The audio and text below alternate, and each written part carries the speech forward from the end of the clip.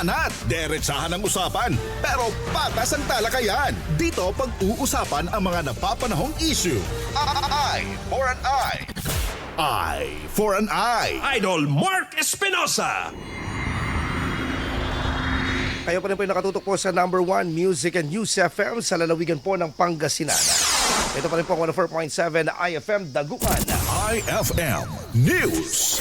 At kasama po natin sa linya, pabatiin muna po natin po ang tourism officer po ng opisina po ni Congressman Christopher Tof de Venecia ng 4th District ng Pangasinan, si Sir Marty Ian Gideon Flores, para sa pag-usapan po natin ngayong umaga patungkol po dito sa Galila 2024 Art Festival. Magandang umaga sir, pagbati po ninyo sa ating mga taga-subaybay. So po, magandang umaga Idol Mark at sa ating mga tagapakinig or listeners. Yes, opo. And even our viewers online, live din po tayo sa ating Facebook account. Sir Gideon, matuloy na lang po ako dito sa ating pong katanungan po. What this is all about, ito pong Galila o yung art festival po natin po na sinusuportahan ng ating pong distrito, no, dito sa pagsusulong po ng kultura po natin, particularly local, and what are the activities that is included dito po sa ating pong art festival po na ito? Yes sir, ang Galila Arts Festival nagsimula to last year, 2023. Ito ay isang multi-arts festivals. Kumbaga, sabi nga nung creative director or festival director namin, meron tayong mga festivals para sa mga para sa mga santo, para sa mga bayan, ganon. Pero wala tayong specific na festival para sa mga creatives. And gusto natin sa 4th District mag-start yung festival for creatives. And this year, yung mga activities for the festival ay geared towards strengthening talaga yung mga creative industries natin.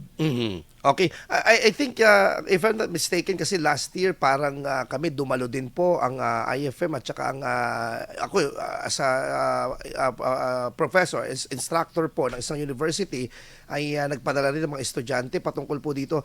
Ito po ba yung may mga film viewing din na last year po ng mga indie films o yung mga locally made na mga ano po natin, mga produced movies natin Sir Marty? Part ba yun noon? Yes sir. Sir, ang activity ngayon, we have tomorrow Himig Himbing by Cultural Center of the Philippines.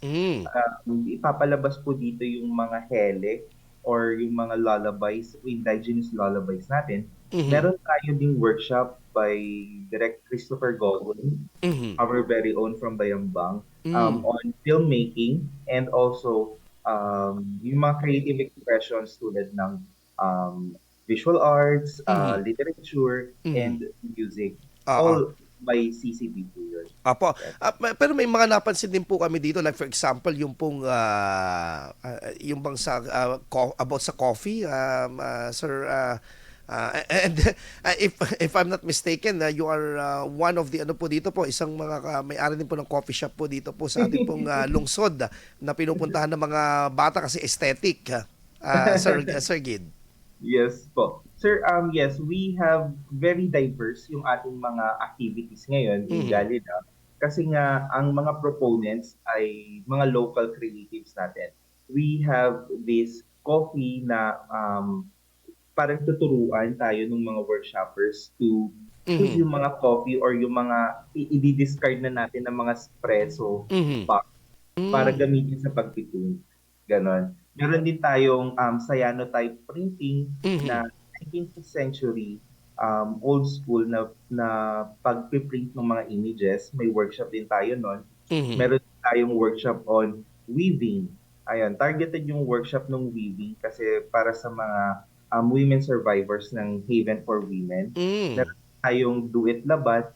I-showcase dito yung mga local musicians natin by KX Youth naman yon, and also Storytellers Camp na today gaganapin sa Bunuan Tondaligan by the Youth Cast. Okay. So talagang ano po ito, no? Ang dami po mga activities po talaga. Talagang matatawag na festival po talaga ito. Kasi ang dami, sa dami ng activities.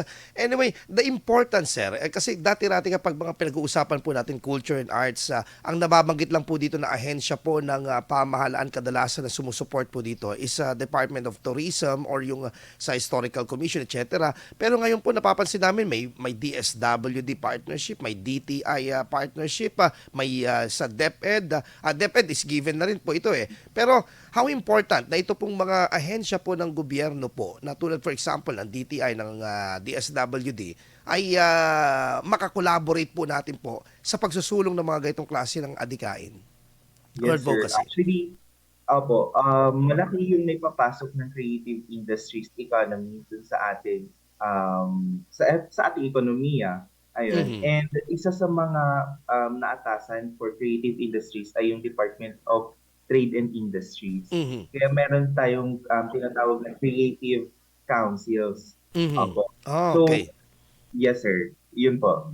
Tapos yung sa DSWD naman, sir, yung partnership kasi nun with the proponent, PCT Micro Gallery, is more on using the arts as a therapeutic medium to Mhm. help yung Yes. mga women survivors natin cope with Mhm. their current Okay. opo. So maganda ito dahil talagang parang well-researched siya kasi yung targeted natin na pwedeng tulungan na mga sectors ay meron pong support coming from these different agencies that are tasked by the government na talagang matutukan yung kanilang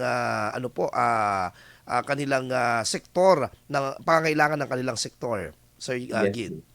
Yes, sir. Opo. Targeted talaga siya. And lahat po ng mga proponents, kasi every weekend po, meron tayong mga different activities.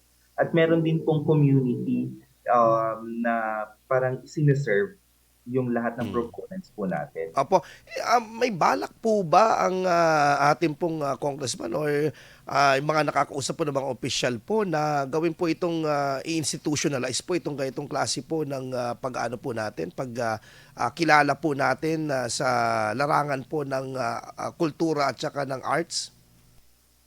Yes, sir. Kaya nga po, we are now doing Galila as an annual festival. Hopefully, matuloy-tuloy natin ito with the support of our, of course, government agencies partners.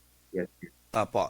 Lastly naman po, how important and vital na importante po na ito ay maisalin sa mga susunod na henerasyon ng pagpapahalaga ng kultura at ng arts po natin po dito po sa ating pong particularly sa lalawigan po natin.